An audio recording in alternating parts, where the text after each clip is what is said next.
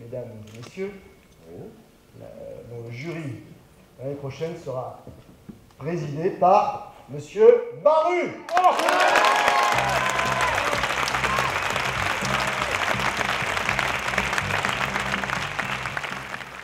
Bon, il faut que je parle, ça va être un peu dur parce que j'ai un peu la gorge nouée quand même.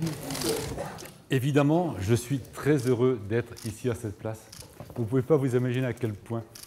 Moi, Angoulême m'a comblé. Hein. Il y a très longtemps maintenant, il y a presque 30 ans, j'avais reçu ici, pour mon premier album, le prix du meilleur premier album. Donc voilà, maintenant, me voilà président de la 38e édition. J'allais dire la boucle est bouclée, mais d'un seul coup, ça fait un peu peur parce que... Alors, doucement, on se calme, hein, j'ai un petit peu de temps. J'espère encore. En tout cas, ce dont je suis particulièrement fier, c'est de rejoindre dans ce que tout le monde appelle l'académie, mais enfin, c'est un peu usurpé comme terme, en plus, ça ne mérite pas ce terme-là. Ben, je rejoins tous les gens que j'admire, et ça, pour moi, c'est un très très grand bonheur.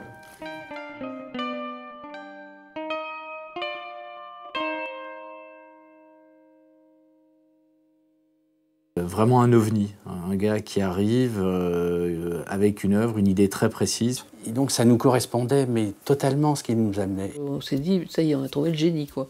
Vraiment, on est tombé, vraiment on est tombé, quoi. Je trouve que Baru est beaucoup plus rock'n'roll que moi, ça. Déjà quand on le voit, puis son trait, son style. Si j'avais su jouer de la guitare, j'aurais certainement pas fait de bande dessinée. Mais bon, c'est le dessin qui arrivait d'abord. Donc du coup, ben voilà.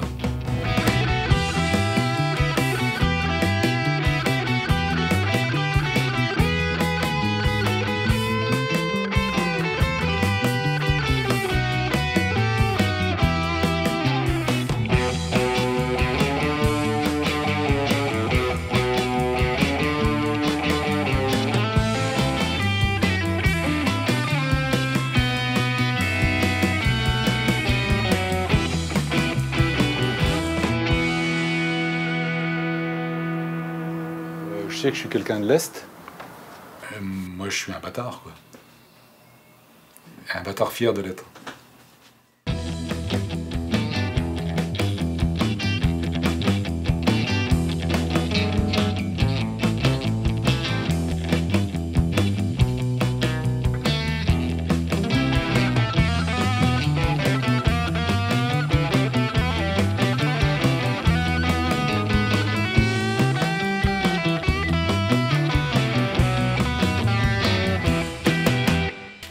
Naked Blues, c'est l'histoire d'un groupe d'individus. En fait, c'est un portrait de groupe. Mais un portrait de groupe qui donne les origines du groupe en question. C'est à la fois un portrait un peu psychologique, mais surtout un portrait sociologique, un portrait culturel. L'arrivée de la prépublication dans le magazine Pilote de Naked Blues, c'est une véritable guerre de tranchées. Lui, il y va, quoi. Les scènes crues et tout ça, il habite à l'air, il y va. Donc, bravo Baru. Rien à dire. Parfait.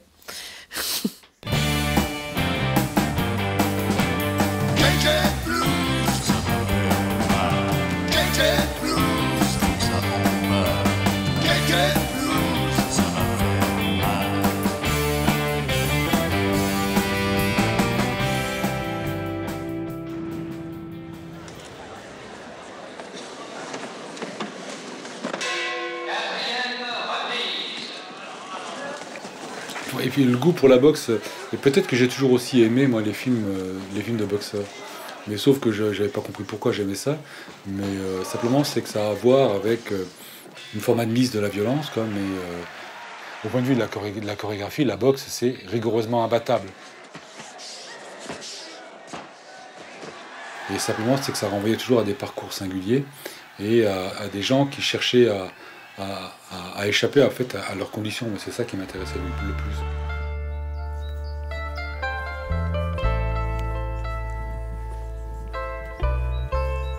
C'est quand même plus agréable de revenir dans une ville qui est en train de revivre, quoi, qui respire à nouveau. Tout à Villerue, hein, depuis 10-15 ans maintenant, tout est racheté, rénové, etc., etc. Mais à un moment donné, tout ça, c'était complètement délabré. Il y avait au moins une vingtaine de bistrots là, il y en a encore ce qui reste des 2 bistrots, quoi. Tu vois, ça c'était un bistrot, et celui-là c'était aussi un bistrot.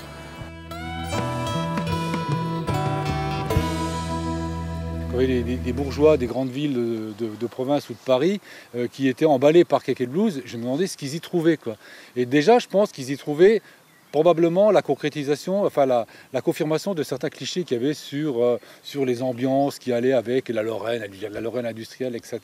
Il dessine la brique des maisons, les petits rideaux, l'ameublement, un peu toutes les choses populaires auxquelles il s'attache avec soin. Il les élude pas, il le fait. On sent qu'il aime ça, on sent qu'il en a gardé. Sinon une nostalgie, du moins un respect. Et à l'intérieur, il y a une vie avec des mômes, il y a la maman qui fait à bouffer, il y a sa gueule, ça braille, ça court, c'est plein de vie, plein d'amour. Dans les années Spoutnik, c'est une histoire de gamin. Apparemment, ça c'est l'anecdote, c'est ce qu'il y a devant. Et derrière, c'est la réalité, hein, c'est la réalité de l'époque.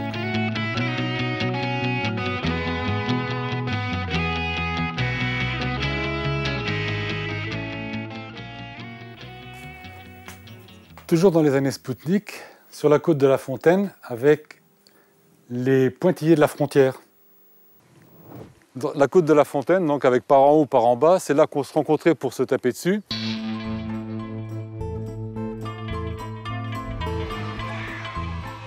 Dans les années Spoutnik, c'est vraiment la petite enfance, c'est-à-dire il a 10 ans. Moi, je retrouve plein de choses de ce que j'ai vécu, hein, les arcs, les flèches jouées dans le bois, les Indiens, les cow-boys, comme on disait.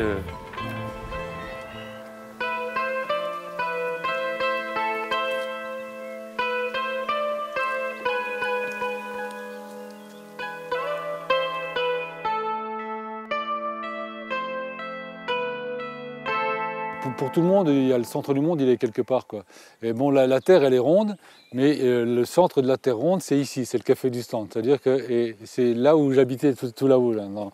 Là, il y avait 2 pièces qui étaient là-dedans, et on crêchait là-dedans. Moi, je suis né là-haut, au-dessus du bistrot. Là-dedans, ben, on était 5.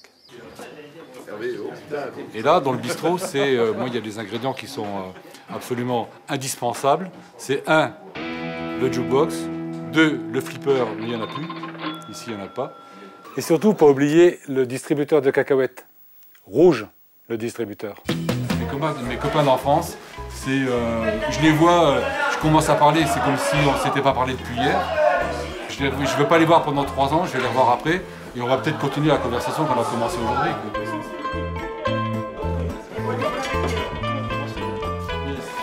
C'est vrai que ça, moi, il faut les manger ça. Alors ça c'est la bande de Cake et Blues.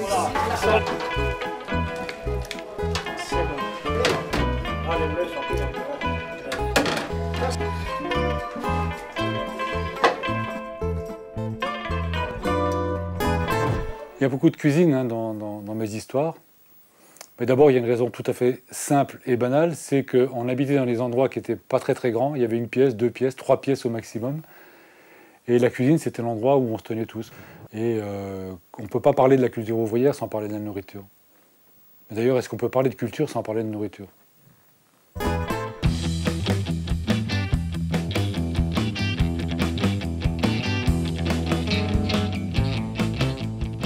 Moi, je suis né en 47, hein. Donc automatiquement, j'ai été à la charnière, au moment de la bascule, quoi. C'est vrai que ma génération, c'est elle qui a pris le rock'n'roll en plein dans la gueule, mais dans sa forme la plus, j'allais dire, la plus conséquente, la plus développée. Et après, j'ai eu le coup de bol pour moi, ça a été que j'ai été relayé par le débarquement des Beatles et des Rolling Stones. Le communisme s'est cassé la gueule, la classe ouvrière, elle n'a même plus conscience d'être une classe ouvrière. Mais il y a quand même une chose qui demeure, et puis qui moi me permet encore de mettre un pied devant l'autre, c'est le rock'n'roll. Écoute.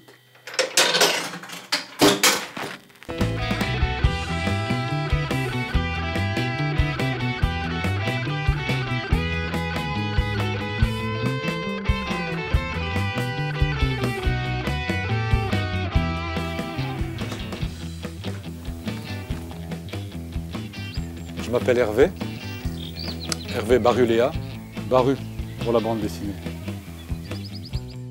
Baru, c'est un mec, hein, c'est un vrai, un costaud. C'est un samouraï de la bande dessinée. Il pourrait faire du cinéma, il pourrait faire du rock, il pourrait être chanteur dans un groupe de rock.